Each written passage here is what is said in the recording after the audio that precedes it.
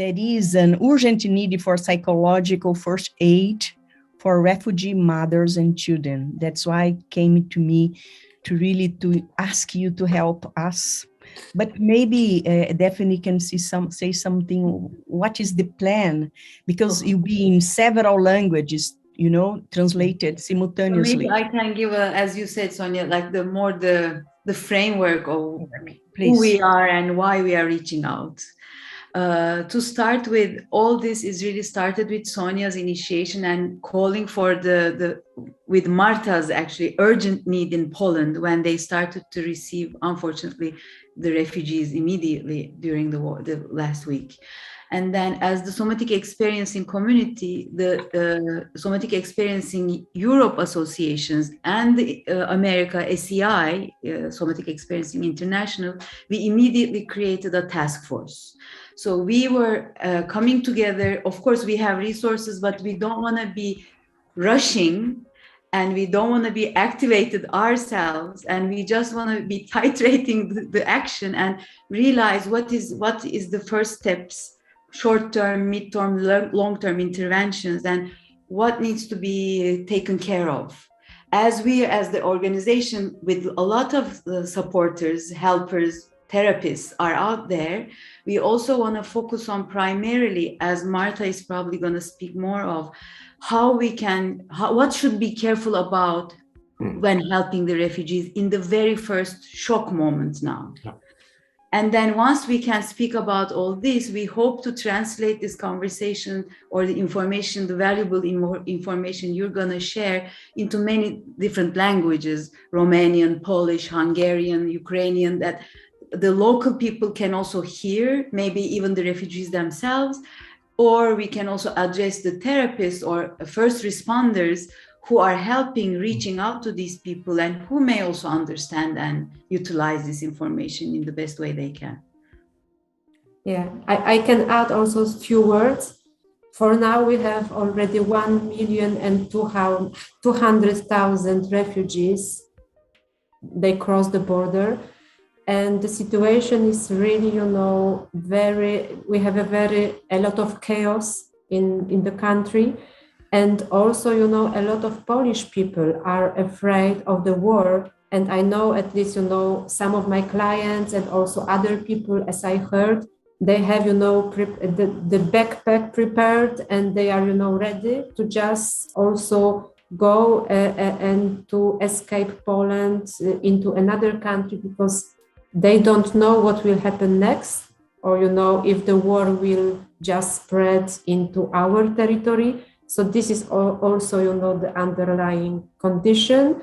So somehow the shock is about refugees, but also it's about a shock that Polish citizens have, also the whole transgenerational trauma, sorry for my English, which is also as a memory of the Second War and what Polish people just, faced as citizen, because a lot of people need to move from Ukraine to Poland, and the part of Poland at that time was taken by Ukraine. So a lot of things is there. So I am also thinking about Polish citizens as well.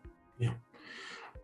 I had some interaction with people from Poland. There's a community of therapists that use the Safe and Sound protocol. Yes. And Carolina, who I think you may have met, sent me an email, and I connected her with the head of the company that distributes it, and they're waiving subscription fees for several months to enable the therapist to get access to it. And then they're trying to get resources to send headsets as well. So it's a shared agenda for all of us, and we're all trying to do whatever we can.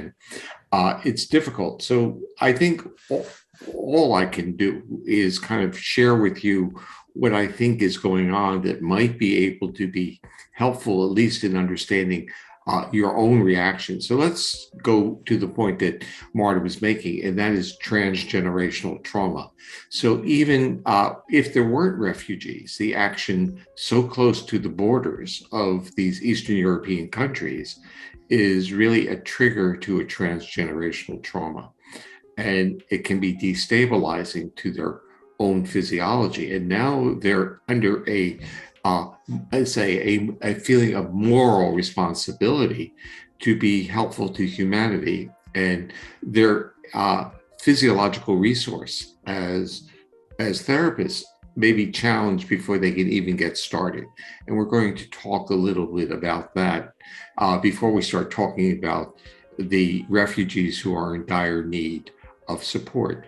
The first point is that threat is real. I mean, this is not a, quote, a faulty neuroception. This is real threat. And with threat, our bodies respond. And when our bodies respond, it gets broadcasts from our body to those around us. So to start off with, the therapists who are in their benevolent state, wanting to be helpful and accessible and embrace and create the support for the refugees, they have to also be aware that trauma can be locked or triggered in their own bodies. So this becomes the first step. And the first step that I always, since, remember, I'm not the therapist, but I am a person who kind of deconstructs what therapy does. The first step is functionally to honor your own body, totally honor it and be understanding, be aware of it. And again, we live in a culture that has always said, don't respect what your body's telling you, just go ahead and push forward and do the job. The issue in being a sensitive, compassionate therapist is your body cannot be in a state of threat. So self-compassion and self-care is where it all starts, even though there's, in a sense, an imperative to do the work.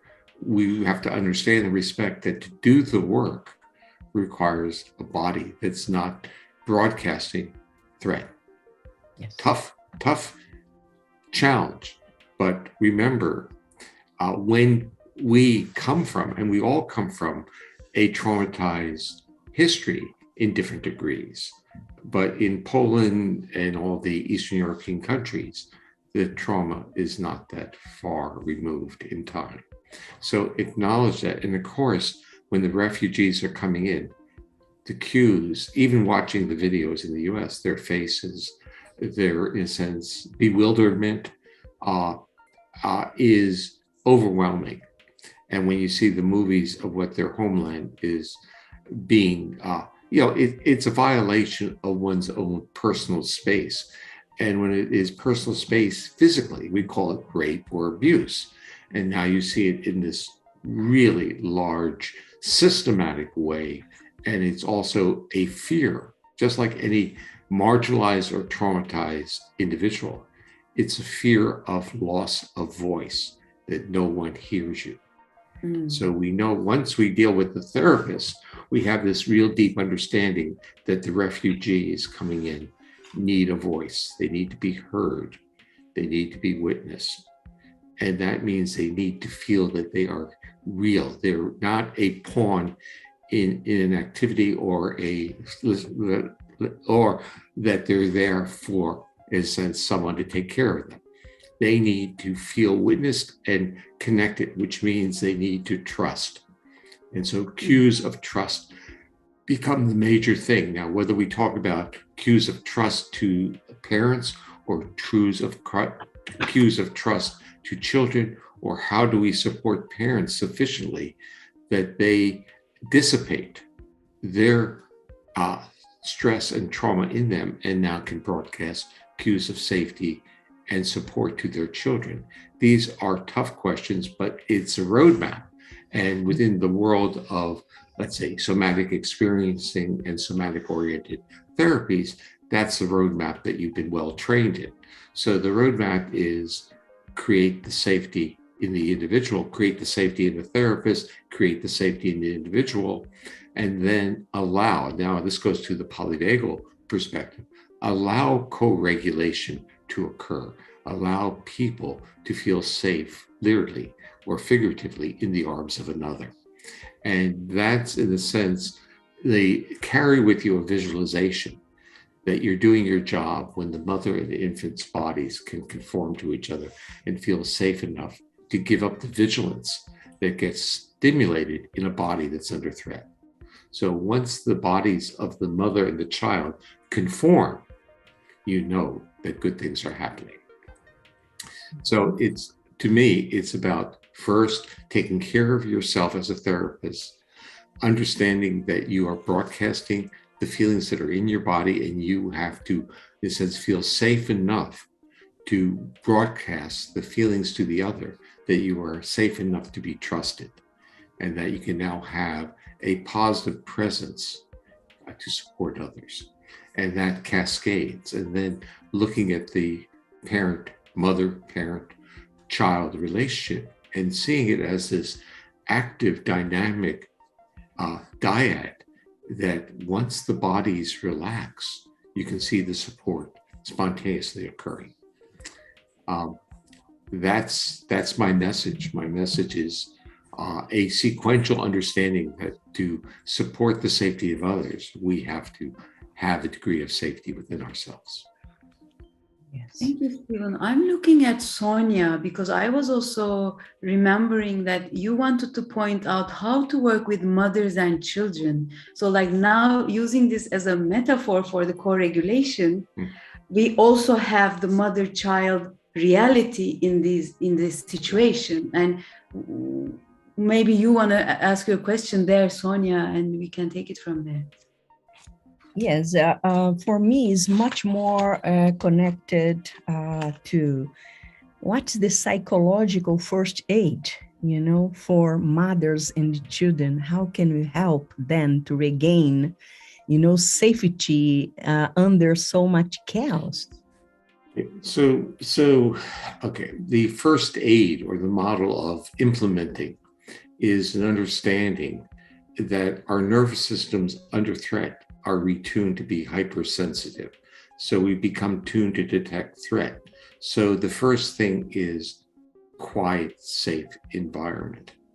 Quiet meaning no background noises, especially if you now have escaped bombing and sounds of concussion bombs and the trains and the noise and the chaos, that the nervous system of your clients, of the refugees, can calm down, can give up its hypervigilance. To do that, you have to have an environment, whether we call it a clinical setting or a home, in which the background sounds are basically calm, that there's not busyness going on. So the nervous system has to be in an environment in where it's not going to be easily convinced that it needs to maintain its hypervigilance. That hypervigilance has to be downregulated. That's I would say, the first the first act of a first aid kit to, in a sense, calm the situation, to enable the individual's nervous system to calm. So it's a more containment and quiet rooms, quiet delivery spaces of therapy. Mm-hmm. So do you think that you needed to give it to them, those people, more containment exercises, basic tools for the body calms down, to be in the present moment? Let's first say that if we can get the physical environment calm, then we can talk about the container of the individual's body. But without a safe environment or quiet or calm environment, it may be too much of a challenge for the nervous system to say almost intentionally, I'm not responding to these external stimuli because they're not important. That won't work when your body is retuned to be threat oriented. So understand that the challenge is always going to be difficult. That's an acknowledge. But let's enable that challenge to be more successful. And the first thing is, where will the therapy be administered? Can we create quiet environments? And the emphasis on that is that quietness or stillness, or in a sense, lack of distracting and external stimuli, if that's removed, the space becomes healing unto itself. And that's why we also want to collaborate with so many NGOs that are on the spot, that have infrastructures that they can really help to create these environments, but the first wave, it's always continuous stimulus. It's always, there's a lot of movement and a lot of information going on. So I'm understanding from what you say is like the base. We really first in this moment really have to focus on building infrastructures and creative environments. And then the therapist's role is becoming to help these first responders to build that infrastructure before we start working with the refugees. And then in the second wave, once these infrastructures set in place, offline or online, and that's my second question to you, then we can have these one-to-one interventions with the refugees themselves. Yeah. Am I following you right in that? You're doing a great job. Yes. Yes, exactly. Infrastructure leads the way. And even though we are restless about wanting to do things, we need to create the infrastructure for the therapy. And then on this, once imagining also like we have all like our phones and all that as if now our extension, and I've been communicating with a lot of Ukrainian colleagues and friends through their phone, although they were running away from bombs themselves. So we have these beautiful technology at least that binds us and connects us. And I'm curious about your comments about online interventions in these moments, individual or group. Well, when we deal with trauma, sometimes, at least this is the feedback I get from many trauma therapists, is that online therapies work quite well because the client, the patient, can be in a predictable context. So the environment may apparently be neurophysiologically safer outside of a clinic. Now, remember, if you go to a clinic, you have to go outside, you have to move, your body gets mobilized, you have to navigate getting there. And so there can be triggers all along the way of uncertainty. But if they're in a space that they feel safe and comfortable with, and this is really feedback from many trauma therapists, is that their clients do quite well because they are as safe as they can get in that setting, that home setting, or that wherever they're staying. I'm gonna ask a question, maybe I don't know, but how can we get safe environment, safe place with so much noise from the radio, television, that you get imprint of our eyes, our skin, our inner ear, those kind of things create a lot of stimulation in the nervous system. How can we regulate? So you're asking the question with a knowledge that the stimulation is a disruptor. So your own knowledge is, your suggestion is turn the TV off.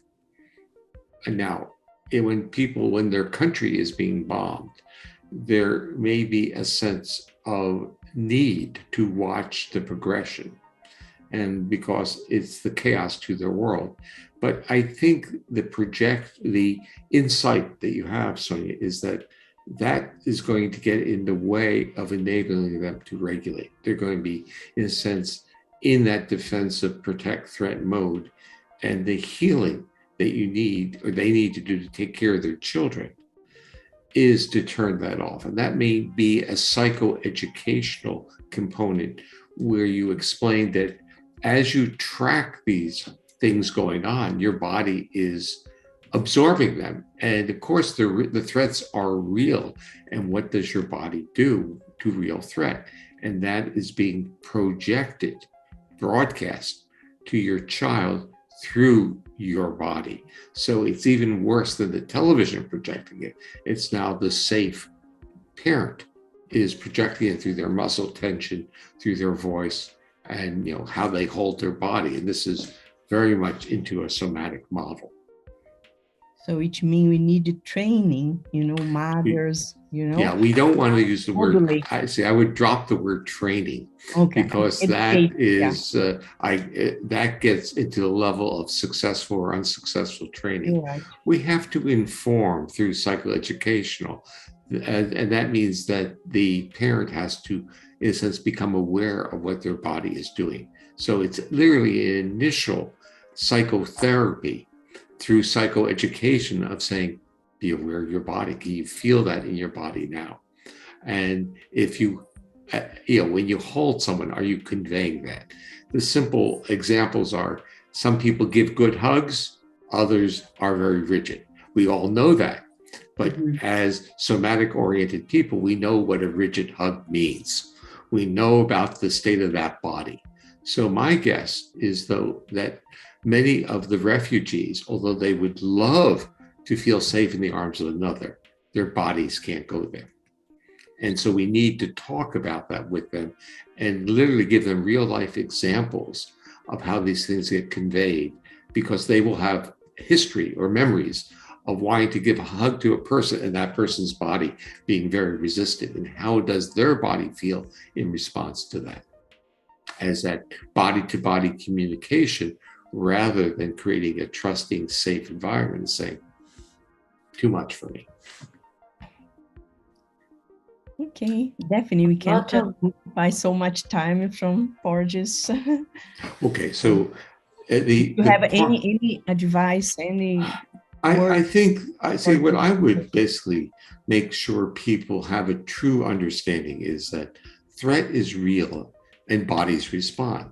It's real.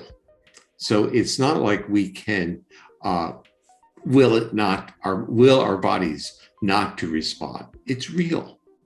So when it's real, we have to respect what our body is doing.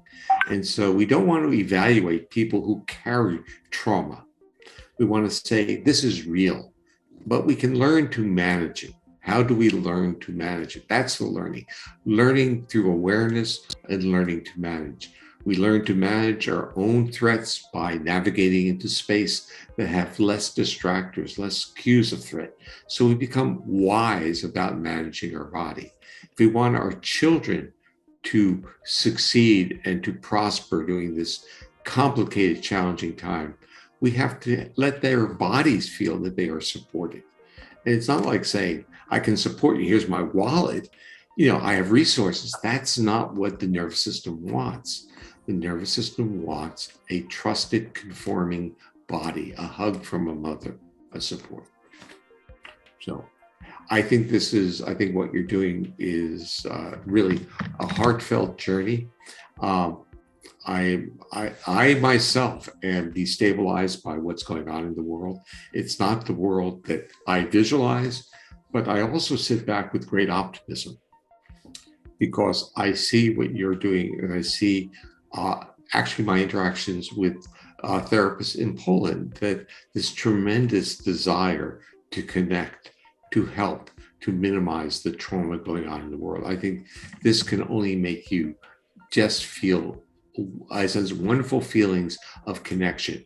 And I see the product of this horrible experience of what's going on for millions of people is a greater sense of connection and trust among us. And I put myself in that group. So thank you for inviting me to be part of, hopefully, a solution. Thank you very much. It's an honor for us, for SE Global Communication, community. Thank you very much. Well, you're welcome, Sonia. Good to see you, and nice to see our colleagues there.